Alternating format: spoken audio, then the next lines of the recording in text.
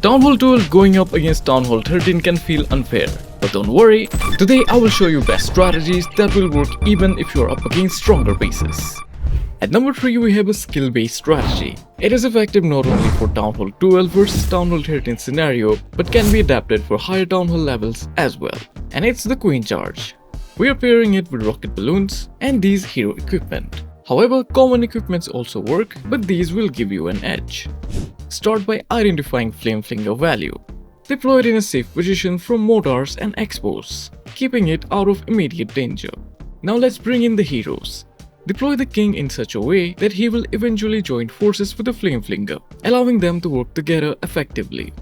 Meanwhile, the queen will be sent toward the top side of the base, where we will later have the warden join her.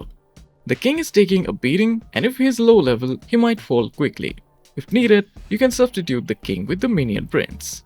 Deploy healers on the queen once she starts taking damage. And the delay is because we don't want the healers chasing after the king.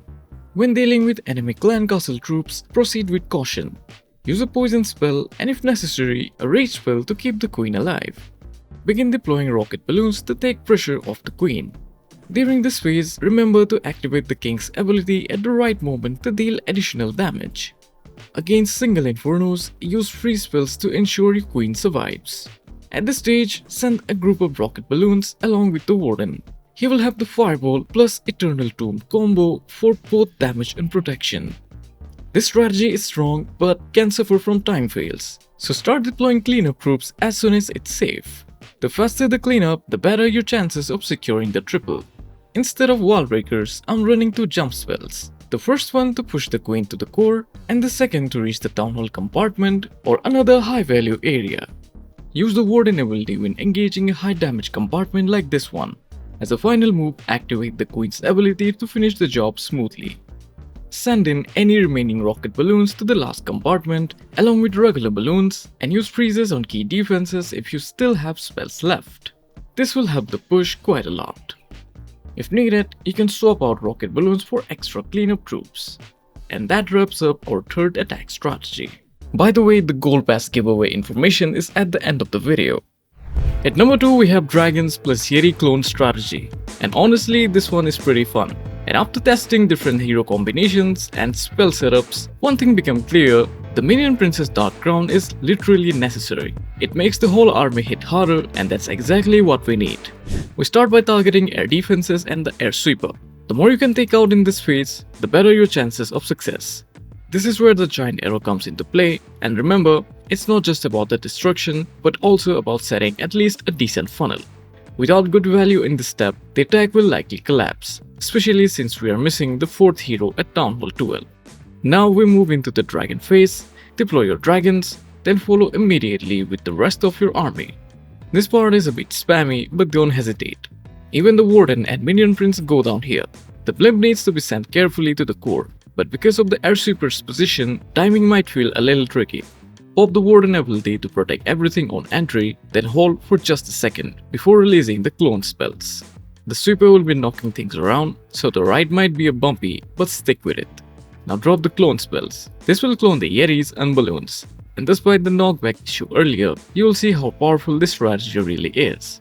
At this point, the attack will feel chaotic. Use the minion prince ability. The dark orb shot is always satisfying. And then focus on supporting your heroes. The revive spell is clutch here. Drop it on the queen when needed, because we need the support of the queen throughout the whole attack. You'll notice the Yeti mites are still going strong, tearing through the core. It's funny watching a Town Hall 12 dismantle a Town Hall 13 like this. Finally, use a revive spell on the queen if you haven't already, and let her support the dragons and minion prince to close out the attack. The key here is making sure all your heroes survive. That's what makes this strategy so consistent. And with that, our second army is complete.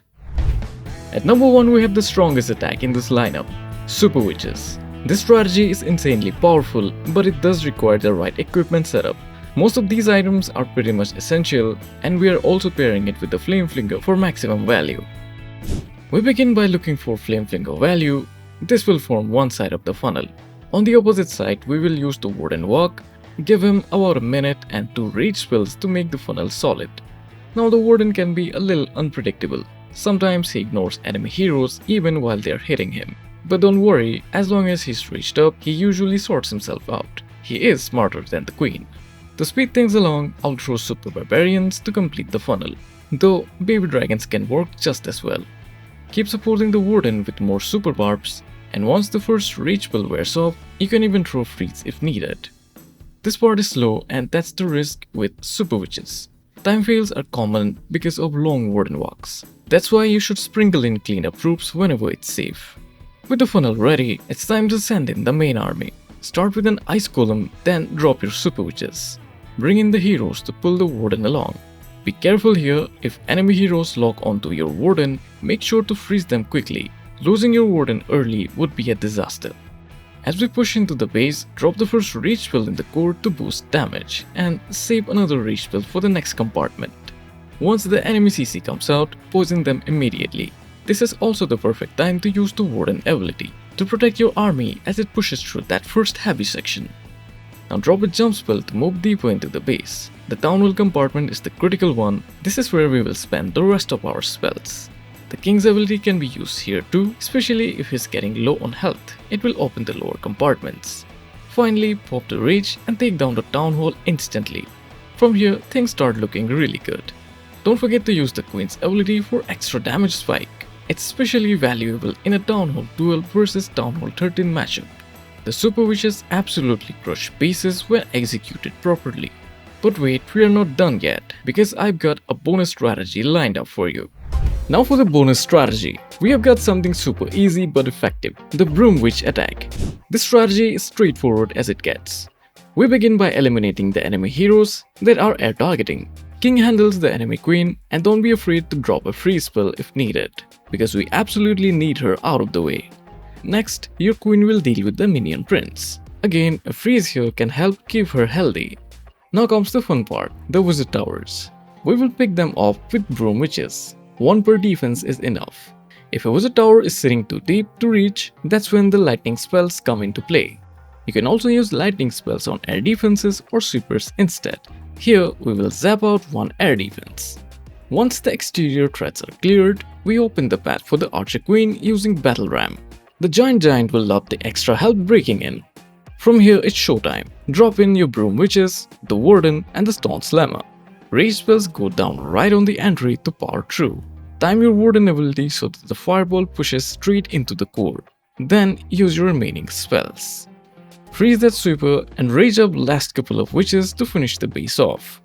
Now this wasn't the strongest base in the world, but I was a little bit short of time, so this replay is what I could come up with. Still, as you can see, this attack packs a serious punch and is ridiculously easy to execute. Now then, let's find the gold pass winner. Here we go. By the way, these are all the commenters from the previous video.